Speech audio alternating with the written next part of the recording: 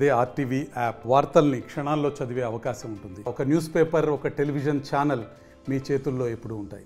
ఈరోజు ప్రతిపక్షాలను చూస్తూ ఉంటాం. మొన్న మందా తుఫాన్ వచ్చింది. 2 రోజులు ఎంతో సమర్థవంతంగా టెక్నాలజీని ఉపయోగించి డ్యామేజ్ను నియంత్రించగలిగింది ఈ ప్రభుత్వం. పక్క రాష్ట్రంలో ఎంత డ్యామేజ్ అయిందో కూడా చూసాం మనం.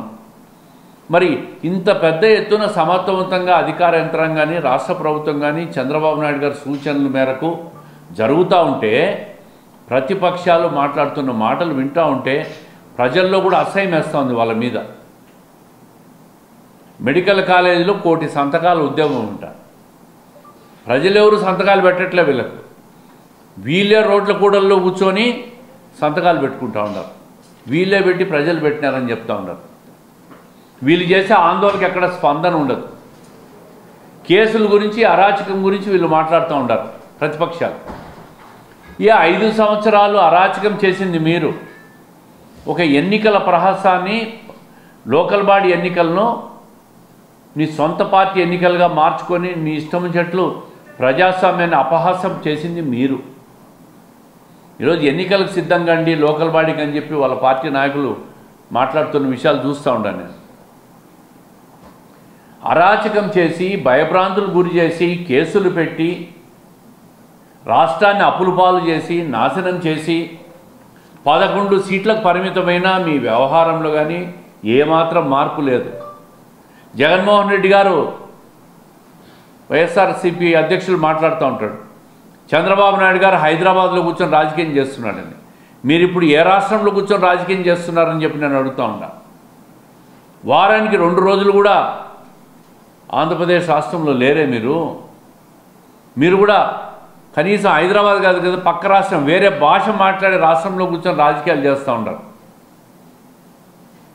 మీ పార్టీ పరిస్థితి చూశారు. ఈరోజు 151 సీట్లు వచ్చిన పార్టీ ఈరోజు 11 సీట్లకు పరిమితం అయిందంటే ప్రజలు మీ ప్రభుత్వం మీద ఎంత అసహించుకున్నారో, ఒక్క ఛాన్స్ అని చెప్పి అధికారంలోకి వచ్చిన మిమ్మల్ని ఏ విధంగా ఇంటికి సాగనంపినారో ఒక్కసారి మీరు ఆత్మావలోకనం చేసుకోండి.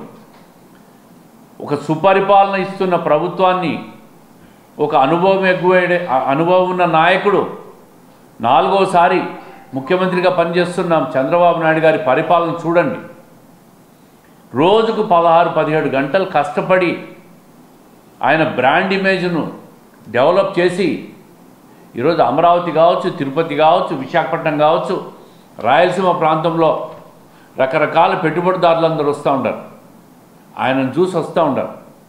దానివల్ల బ్రాండ్ ఇమేజ్ క్రియేట్ అవుతూ ఉంది.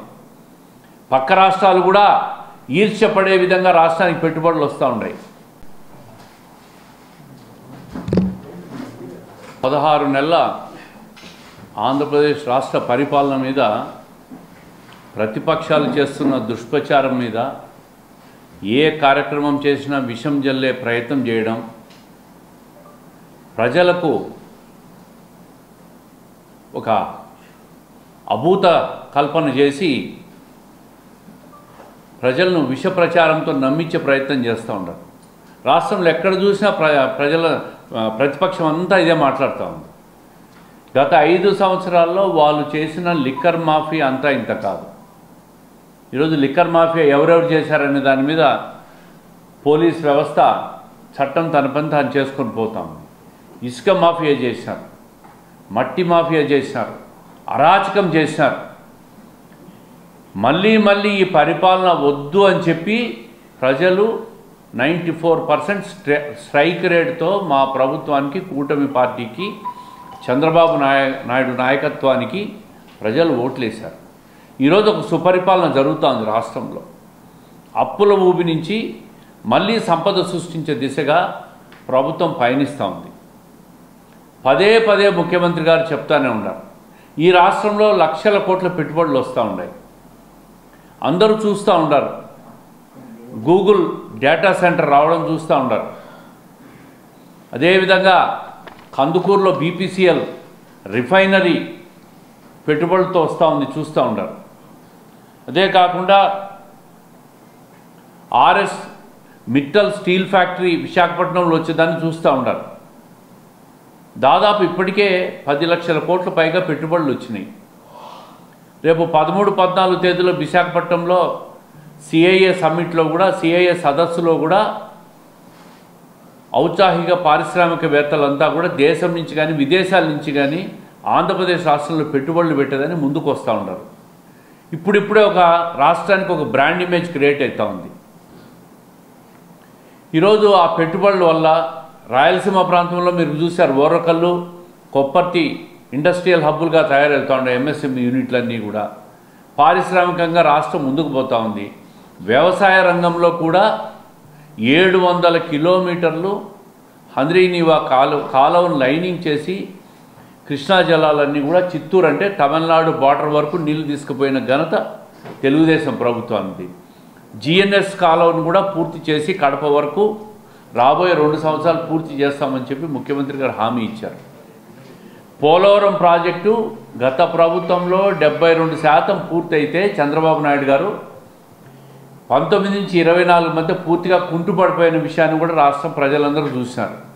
మళ్ళీ ఈరోజు దాన్ని గాడిలో పెట్టి 27 చివరికల్లా పూర్తి చేసేదానికి అన్ని ఏర్పాట్లు జరుగుతూ ఉన్నాయి. పనులు కూడా శరవేగంగా జరుగుతూ ఉన్నాయి. పోలవరం పూర్తయితే కృష్ణా జలాలన్నీ కూడా రాయలసీమకు మళ్ళీ గోదావరి జలాలన్నీ కూడా కృష్ణా డెల్టాలో ఇచ్చేదానికి ఏర్పాట్లు జరుగుతూ ఉన్నాయి. ఈ రకంగా రాష్ట్రం అన్ని రకాలుగా పారిశ్రామిక రంగంగా, వ్యవసాయ రంగంగా ముందుకు పోతూ ఉంది.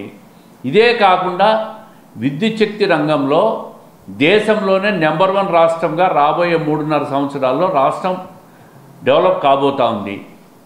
గ్రీన్ ఎనర్జీ రంగంలో దాదాపు 20,000 మెగావాట్లు వివిధ పారిశ్రామిక సంస్థలన్నీ కూడా ముందుకు వచ్చి రాయలసీమ ప్రాంతం కావచ్చు, ఒంగోలు జిల్లా కావచ్చు, నెల్లూరు జిల్లా కావచ్చు, విశాఖపట్నంలో కావచ్చు పెట్టుబడులు పెట్టి 20,000 మెగావాట్లు పైచిలకు విద్యుత్ రంగంలో ముందుకు పోతూ ఉంది. భవిష్యత్తులో మన రాష్ట్రం నుంచి విద్యుత్తును కూడా ఇతర రాష్ట్రాలు అమ్ముకునే స్థాయికి మనం ఎదగబోతున్నాం. ఇవన్నీ కూడా దీర్ఘకాలిక పెట్టుబడులు, దీర్ఘకాలిక అభివృద్ధి కార్యక్రమాలు. రాష్ట్రం అన్ని రకాలుగా కూడా దీనివల్ల సంపద సృష్టించి ట్యాక్సేషన్స్ పెరిగి రాష్ట్రానికి ఆదాయం వచ్చే పరిస్థితులు వస్తాయి. ఉపాధి దొరుకుతుంది. వ్యాపారాలు, ప్రైవేట్ వ్యక్తులకు ఇండైరెక్ట్ వ్యాపారాలన్నీ దొరుకుతాయి. దాదాపు ఏదైతే ఎన్నికల్లో చెప్పిన 20 లక్షల ఉద్యోగ కల్పన అనేది కూడా ముందుకు సాగుతూ ఉంది. వివిధ సంస్థల్లో ఇప్పటికే ఉద్యోగాలు వచ్చినాయి. అదే కాకుండా సంక్షేమ కార్యక్రమాల్లో కూడా ఈ ప్రభుత్వం చెప్పిన ప్రతి సంక్షేమ కార్యక్రమాన్ని కూడా దశల వారీగా అమలు చేశాం.